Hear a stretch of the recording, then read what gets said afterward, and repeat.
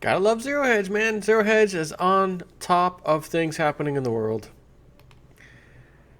More young Americans live with their parents than at any time since the Great Depression of the late 1920s. How can we possibly have a recovery when more young adults are living at home with their parents? They are now building houses to accommodate this interesting trend. As we've reported, while millennials continue to earn less and drown in debt, they have resorted to living at home in order to cut costs and save money. Today's millennial New Yorkers aren't making quite the money compared with the most immediate previous generation of young workers. The trend of millennials returning home to live with their parents has even gotten to the point where 1 out of 6 home buyers have or plan to have a grown child at home. And home builders are building to accommodate that fact. Now let's think about that. As Gerald Celente says correctly, current events form future trends. So the current events are, our kids are coming home and not seeming to want to leave. Matter of fact, let me reverse that. They do want to leave. They can't leave. They're saddled with this huge student loan debt, which I helped put them in, of course, because we were always told, go to college, go to college, go to college, go to college, go to college, put away for your college fund, college fund, college fund. When everybody has a freaking college degree, then what? That's kind of like the marketplace working itself out. Because, see, there's an interesting statistic, and I've talked about this video in the past. I've actually done 2 specifically on this, and what I'm talking about is 2 young kids, 16, 18 years old, whatever. They get out of high school. They both have around $16,000 given to them. One of them is going to use that towards his college education, go immediately into school, taking out a loan for the remainder, and doing that thing. The other one says, I don't want to do that at all. I'm going to go find a regular old job right now, put that $16,000 in the market, and let it sit there until I retire. Long story short, that one who did that had more money by far than the college grad who did the other way. But in that article, the study, they said basically in the 1950s, and I think the example was someone with a bachelor's degree, was somewhere around 5%. And I'm not sure which industries they were talking about, or just generally speaking, there were only 5% of the people that had a bachelor's degree. And I think somewhere in the 1950s is what this study was talking about. And then it said, okay, fast forward to today. And by the way, today was many, many years ago, as in like 2009 or 10 maybe, when I first read this article. We're in 2016 now. But those numbers from then showed that, and I don't know what they were off the top of my head, but there were significantly more people with bachelor's degree. And of course, your 2-year, degree as well. But if you look at a market item, one person has something, they sell it. They charge kind of whatever they want, right? If you want it, you're going to pay for it. Then someone else comes along, builds a similar thing. Now you've got some competition. Then a third person comes along. More competition, right? Normally, the prices for these things fall. Take, for example, this camera you're watching me on. Very inexpensive. This screen that I'm looking at right now, 24-inch screen I've had actually for several years. It's a Samsung. And compared to what I paid for it a while back, it's even cheaper now. And so are other 24-inch screens. They're mass-produced. There's different brands. There are a ton of different manufacturers for computers, parts for computers, accessories, keyboards, mice, monitors, you name it. What has happened? Do you remember when everybody had the old CRT glass screen monitors and then the flat screens were just starting to come out? Do you remember how expensive those things were? It was incredible, which is why a lot of us hung on to our CRT monitor for as long as we could help it. Nowadays, you wouldn't even think twice. You would never even ask somebody or at a store employee, do you guys have the old glass, style monitors, CRTs? They would look at you and laugh. Sir, even if you wanted one, we couldn't order you one. You're not going to get one. We only have flat screens. Have a nice day. Point being, the price comes down. So when you have a bunch of college students, just graduated, got my degree, 2-year or 4-year or whatever the hell you got, I'm going to be wanted. Who's going to be wanting to pick me in my brilliance that I was taught? I'm an expert in such and such field all of a sudden. Oh, that's funny. It's nobody here in the room. Wasn't there supposed to be a bunch of people knocking my doors down? Didn't you administrative fools at the college tell me people would be knocking my doors down because I'm going to have a college degree? And then you forced me to get a 4-year degree because that's even better and even more pay when I get out? Oh, I'm sorry, they're not available to take your call today, sir. We are only interested in individuals wanting to become students at our college, not once you've already graduated, because we don't want to deal with you. We're kind of like politicians. We lie to your face, tell you everything you need to hear, then you win. You think you win. Come to school, you're out, ready to do whatever the hell it is you got your degree in, and then bang, reality hits. I can't find a freaking job.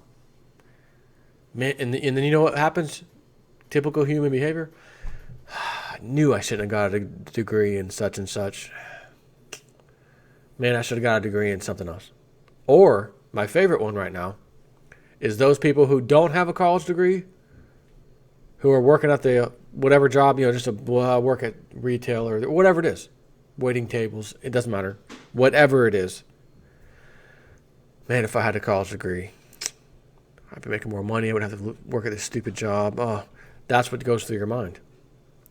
And those are the biggest suckers of all. If they have a way, such as a really good credit score, to go get a student loan, and then all of a sudden at whatever age they are now, going through some kind of midlife crisis, thinking I need to go to college and get a degree so I can get a better job, will then come to find out they're even less wanted than the young kids because you are older, and we don't want to hire no older people. We want the young, fresh generation in here. College degrees with some experience is nice, but you're older and you don't have experience. You don't even stand a chance. Get the hell out of here.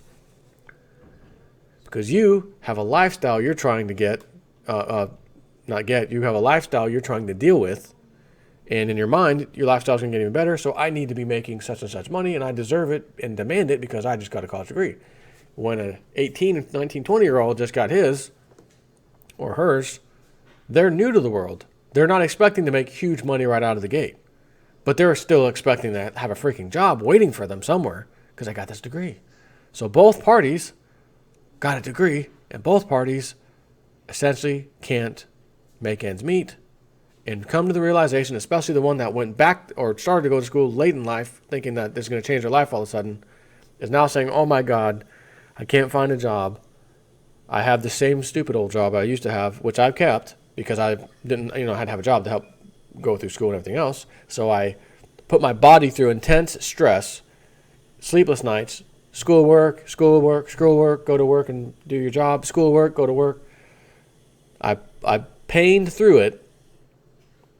Now I'm out, ready to get a new job, can't find one. But I'm still got I'm back to full-time with my old job. But a strange thing happens now.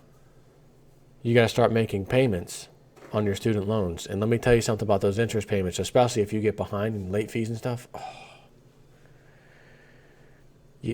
Don't forget, you can't bankrupt out of a student loan debt. It's pretty much there for life. So I will continue reading this article. It's a pretty short one. I just had to give you a nice big speech on the whole thing, where my thoughts are on this. The trend of millennials returning home to live with their parents has even gotten to the point where 1 out of 6 home buyers have or plan to have a grown child at home, and home builders are building to accommodate that fact. As a matter of fact, the trend of kids living at home with their parents has gotten so strong that home builders are now designing homes with just that in mind. 1 out of 6 buyers have planned to have a grown child at home, says Richard Bridges, Chicago division sales manager at David Weekley Homes. Oh, I guarantee in Chicago they're gearing up for kids living at home.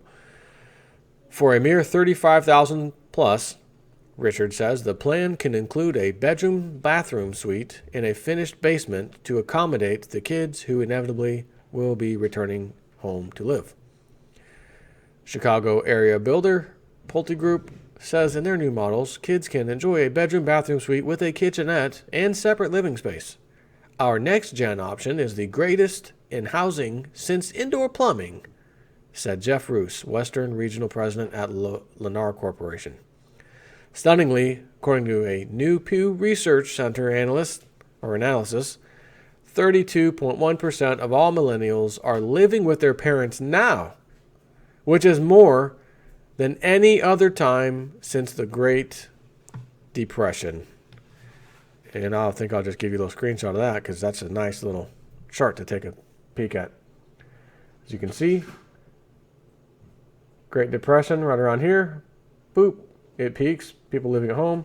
We got the war. War ends. All of a sudden, right? Everybody's got a job. Went to the military. Military grew hugely. Came back from the military. Things were booming, right? Roaring. 40s, 50s, and 60s. Bang. And then all of a sudden, 70, 80, 90, 2000. And look what happens. Because 2000 is right here. And this is, keeping in mind, this is before the housing bubble. I mean, it's during the bubble, but it starts before. And if you look at this chart anywhere else, this goes back to 1880, by the way. As if you couldn't see that yourself. Do you see the curve, the angle at which this is going up? Never before. From here to here, it's a slight angle. From here to here, it's also a slight angle. From here to any part in here is a slight angle. But just after 2000, and again, this goes to 2014 in this particular chart. And don't think for a second it's somehow better in 2015, 2016. The rate of acceleration is what we're looking at here. This cannot be possible in an economic recovery. 2009, the official recovery kicked in. Quantitative easing for all the boys. The club. More QE. QE3, QE4. Bond purchases, $80 billion a month. Remember that one? $80 billion a month. Bond purchase buybacks from the Fed. Our $9 trillion debt has turned into $19 trillion in debt. So I'd say I'd love to see this in the next few years, but the truth of the matter is we are going to see it firsthand. I'm not going to have to look back. Oh, let me see what the chart shows. I'm going to be reading you them, the next 2 years every day like I do now. I'm going to be reading you exactly what's happening in our country. This is not even kind of what's supposed to happen in a recovery. And it says, interestingly, as Pew also points out, there is not just the United States facing this issue. While in the U.S., 32.1% of millennials are living at home, that number spikes to a mind-boggling 48.1% across the European Union's 28 member nations. What a piece of garbage that is. That's near 50% are still living at home. Can't get a job. I have an idea. 48% of you millennials can't get a job. Let's invite in illegal immigrants from Syria, another Middle Eastern country that can't even speak our language anyways, have absolutely no kind of skill set that would even be kind of useful in this country or anywhere in the Eurozone. And then let's pay for that. And then when they do start to educate themselves, and they get it because they're going to get free schooling, free housing, they're going to get it all. They'll start learning English, their kids will learn English, etc. Then you, sorry sap, citizens, taxpayers, consumers, will be competing with the illegals your politicians let in and forced you to pay for. Imagine that. Your competition, could you imagine owning a company and the government's taking money from you and you find out that the money specifically taken from you, some, half, all, whatever it may be, was given to your biggest competitor. You paid for your competitor to come in and now compete with you. And now, because there's a competitor, we've got to lower our prices because we got to compete, which is the same thing as competing cheap labor. Your labor is now going to become cheaper because there's going to be some competing people who will say, I used to be in Syria. It was a hellhole over there. Coming into Europe, living in tenement like the Mexicans do in America. Bunch of us live in a house together. We split the bills, and we do okay. Well, hold on. That's not what our American lifestyle is supposed to be, nor is a European lifestyle. That's what we boast about, our awesome lifestyles in these countries, because we have the biggest middle class. We used to have the biggest middle class. So now you're going to compete with those kinds of people, which means when you go for that job interview, hey, this is what my college degree says I should be making in this industry. But considering there's 500 people in this line, I'm going to rethink what my lowest offer might be that I'll accept, because I'm pretty certain out of 500 people here, someone's going to offer them to work for them a lot less than I need to. That's because they're living 5 or 10 in a house. They can afford to take a cheap salary. Sorry about that. That is how this ends. It'll be much worse than that, than what we're talking about right now. I'm your host, JSnip4. Hope you're prepared to deal with these things in the coming future. Not looking good. Slow motion train wreck.